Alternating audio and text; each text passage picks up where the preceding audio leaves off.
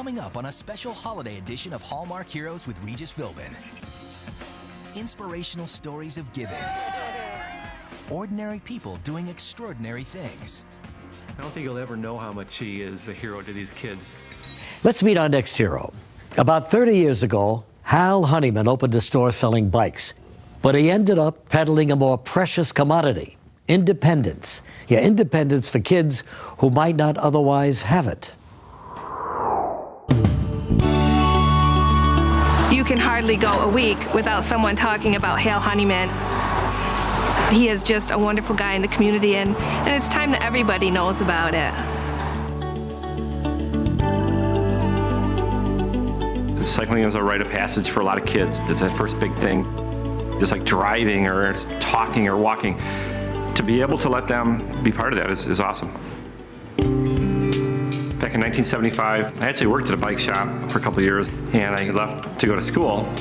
And in the process of being in school, I heard that the bike shop was for sale.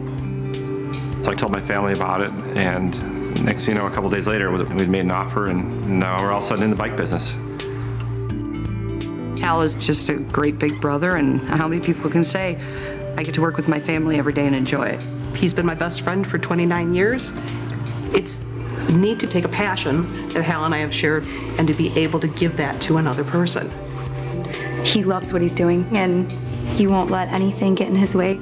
So you want to say you're Jacob and you're Hal's son, and you work at the store opening up the door for people, don't you? Yes. High five.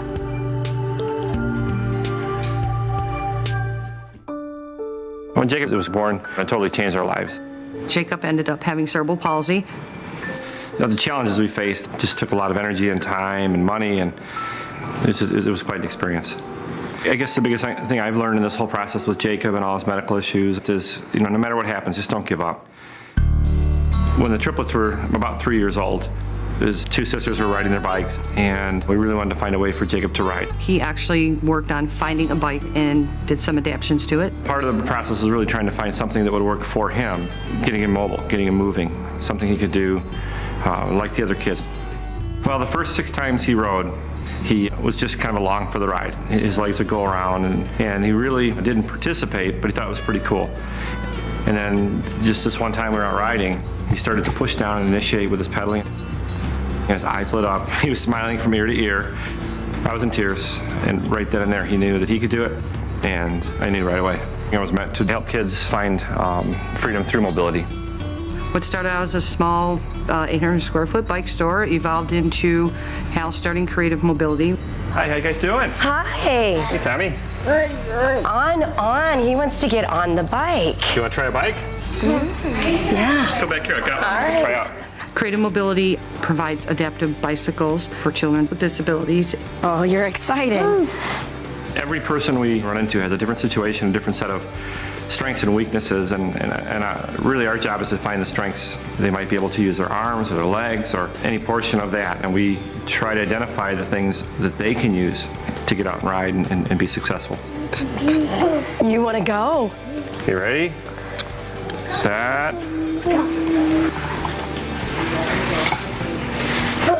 Whoa. We've seen it many times, the kids riding their bikes for the first time. Mom in tears, dad in tears, biggest smiles you ever seen. It makes it all worth it. It's so good to do every day. You just can't describe it. Do you have another kiss? That's awesome. That's the way that Tommy says thank you.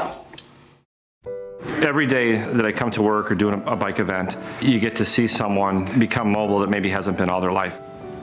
When Max was born, we had been told that he might have Down syndrome. Mark and I both really leaned on each other that first week, asking each other, how are we going to do this? We have 6 other kids. This is not what we expected. Right away, it presented a lot of challenges. And then it was evident the first time I was able to hold him. He needed what every other child needed, which was total love. Every spring, of course, all the neighbor kids start breaking out their bikes. It was really, I think, a disappointment for Max. He'd watch out the schoolroom window at the kids going by. And at one of Max's therapy sessions, somebody mentioned Hal at the bike rack. I talked to Hal about how we were going to be able to get a bike. And Mark just thought it was just impossible. We can't afford over $3,000 for a bike. How are we going to do it? Tammy called me on a Monday, and she said, "You're not going to believe this. We just had an anonymous donor come in over the weekend. So you are one of the recipients. Come in and get your bike." It was just the most profound gift of love.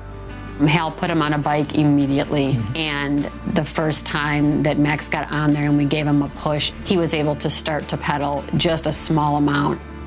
But eventually he got onto it. You could see him really get into his body, was going back and forth, and being Max, he wasn't looking at where he was going, he wasn't steering, he'd be looking back at me, laughing and smiling, and like, "Look at me, Dad." He turned to us and signed, "I love you." And that big smile on his face, too. Hal has just been instrumental in helping a lot of these families get bikes. The families get to see their kids ride a bike, and many of them think they would never have that ability to do it. Go get him. Come on. Whoa, look out. Come on, hurry, Landon. You ready? Whatever, here we go. Good job. Do you want to walk with him a little bit? I'll try him again. I don't think he'll ever know how much he is a hero to these kids and helping them with their physical abilities and the happiness. Yeah, he's a phenomenal man. And you really are a terrific guy, Hal. Thank you. Made a lot of people very happy there. Would this have happened without Jacob? No, I don't think it would have. I mean, the experience with Jacob really changed my life and put me into this whole world. And the difference between creative mobility and what was the other phrase? Project mobility. Project mobility. Creative mobility is the actual shop, part of our bike shop that is a provider of equipment and bikes. Project mobility we formed a few years ago to do events all over the country and help get kids bikes. Mm-hmm. We do stuff for kids. We do a lot with the Wounded Warrior Project, veterans throughout the country. Yeah, what's that like?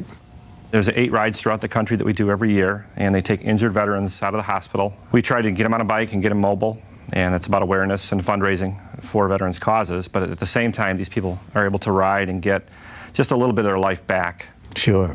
But didn't you create a specialty bike as well?